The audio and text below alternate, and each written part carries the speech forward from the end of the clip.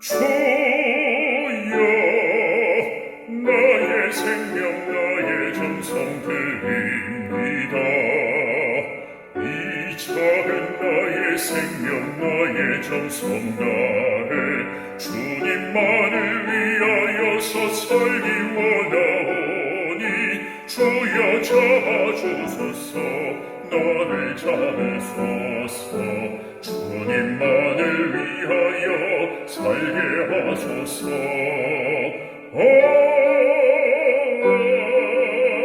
불같은 성령으로 충만케 하옵소서. 환난이 와도 핍박이 와도 주님만 위해 살게 하소서. 사랑하는 성도 여러분, 이제 주일 이후 한 주간 시작합니다. 이 한 주간에도 우리가 하나님과 동행하고 또 하나님께서 우리에게 주시는 은혜가 넘치는 복된 한 주간 되기를 바랍니다.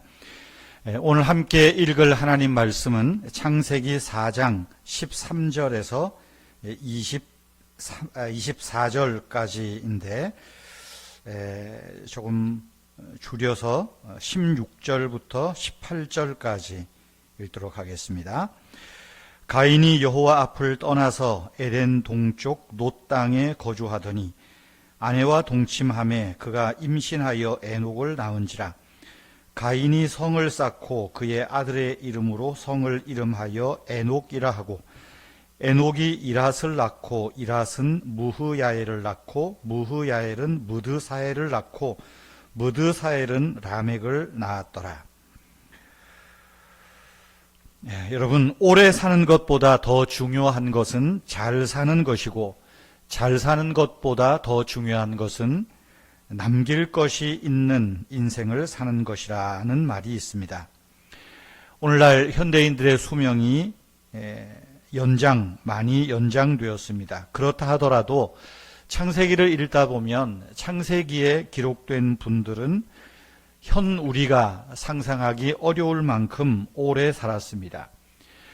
성경 기록을 보면 인간의 수명이 급속도로 줄어든 것은 노아 홍수 이후부터였던 것 같습니다. 하지만 말씀드린 대로 더 중요한 것은 얼마나 오래 사느냐가 아닙니다. 인간의 수명보다는 우리가 이 땅에서 어떻게 사느냐, 여기에 관심을 두어야 할 것입니다. 창세기 4장 16절부터는 가인 후손의 이야기입니다.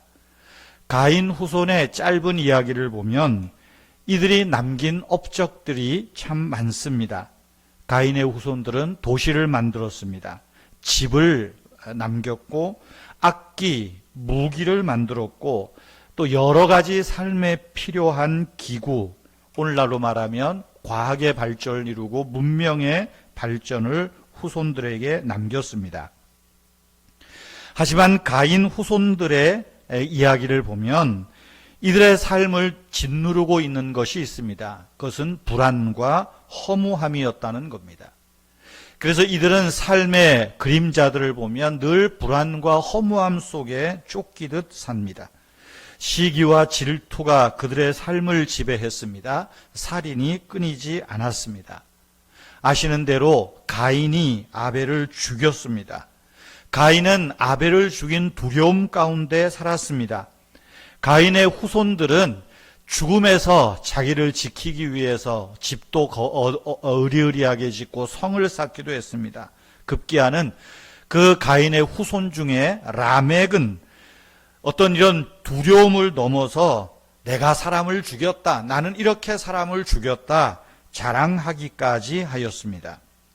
이런 가인의 후손 그들의 삶에서는 아담 타락 이후의 상태에서 태어난 인간의 죽음, 인간의 허무, 불안을 그대로 보여주는 이야기들입니다.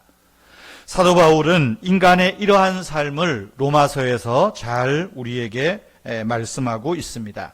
로마서 1장 21절에서 24절에 보면 하나님을 알되 하나님을 영화롭게도 아니하며 감사치도 아니하고 오히려 그 생각이 허망하여지며 미련한 마음이 어두워졌나니 스스로 지혜 있다 하나 우둔하게 되어 마음의 정욕대로 더러움 가운데 살았느니라 말하고 있습니다. 이 사도 바울이 언급한 이야기들이 바로 가인의 후손의 이야기에서 쉽게 발견할 수 있는 내용들입니다. 성도 여러분, 우리 인생의 참 가치는 하나님을 알고 하나님께 감사하고 하나님을 영화롭게 하는 일입니다. 이 인생의 가치가 빠져버리면 가인 족보에서 나타나는 불안과 허무의 역사가 오늘 우리에게도 반복될 뿐입니다.